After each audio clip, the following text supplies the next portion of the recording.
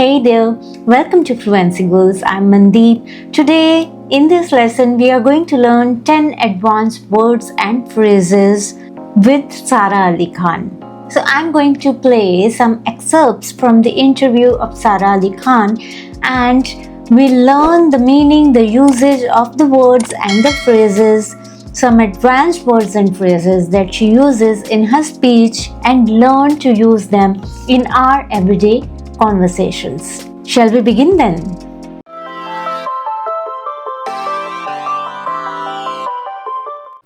I think that in today's times, authenticity is a very diminishing virtue, very diminishing virtue. Diminishing virtue.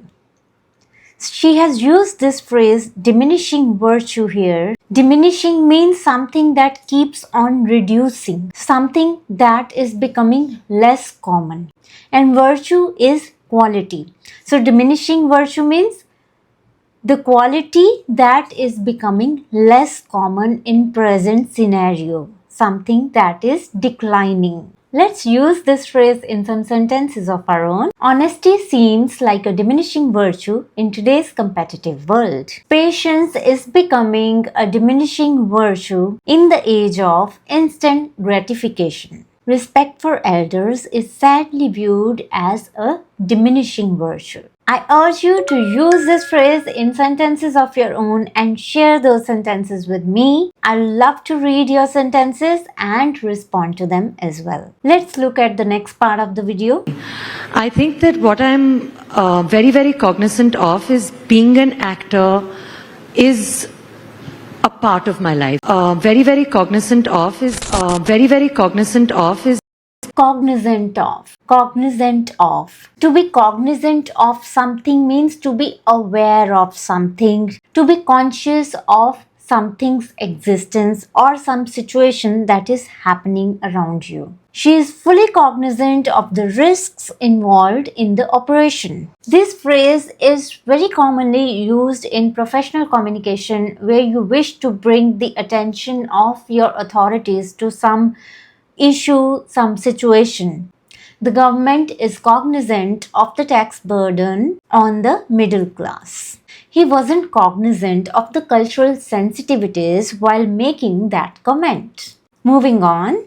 Your lineage, your degree as part of who you are, but not as definitive epithets. Definitive epithets.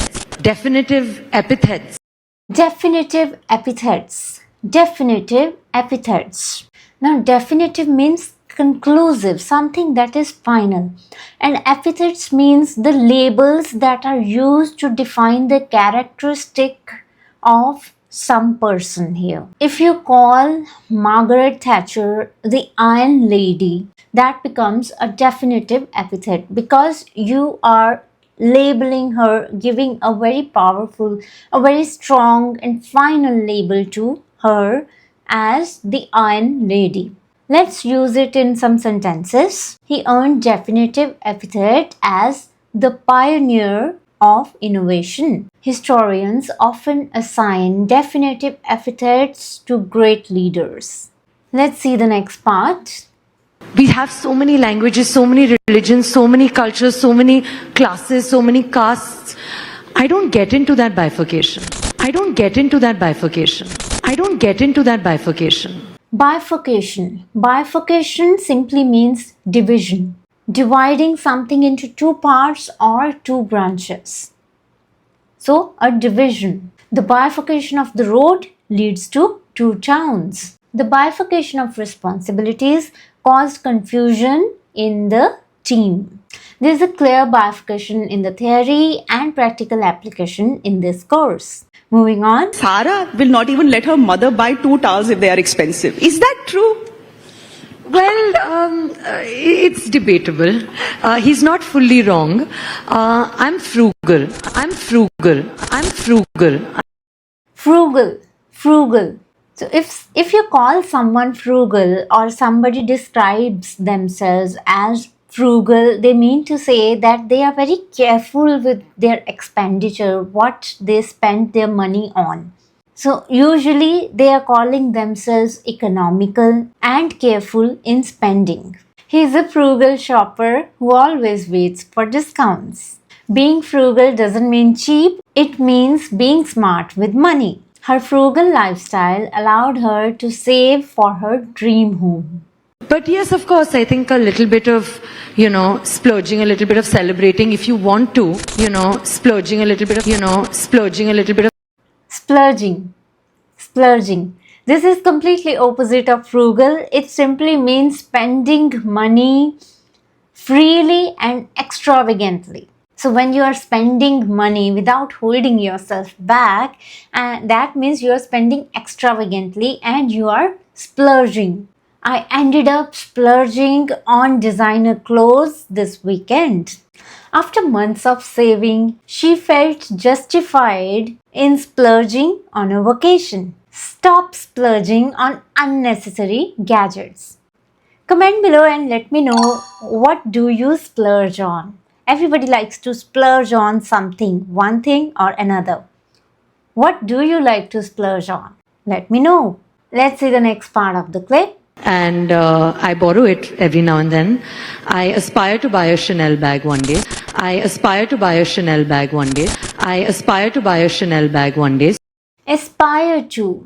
Aspire to. When you aspire to do something, that means you have strong desire to achieve or do something. So use this phrase aspire. I aspire to do this. I aspire to do that. Use this phrase to express your ambitions or your long-term goals. He aspires to become a world-class chef. I aspire to live a meaningful and impactful life.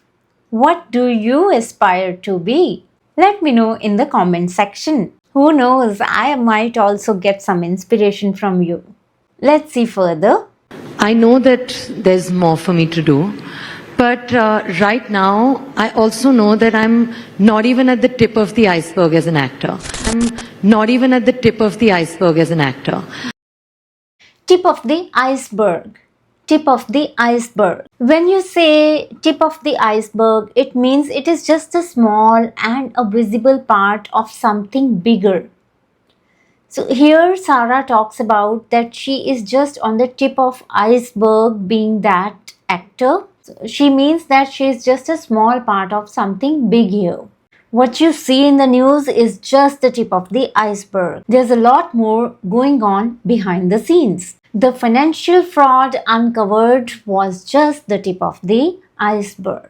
Let's move on. I've been given opportunities. I've tried my hand at various, genres of work. I've tried my hand at various, genres of work. Tried my hand at. When you try your hand at something, you mean to say that you have attempted something for the first time and very casually. Like you were not really prepared to do something and just casually something came in your mind and you tried to do that task at hand or the thing.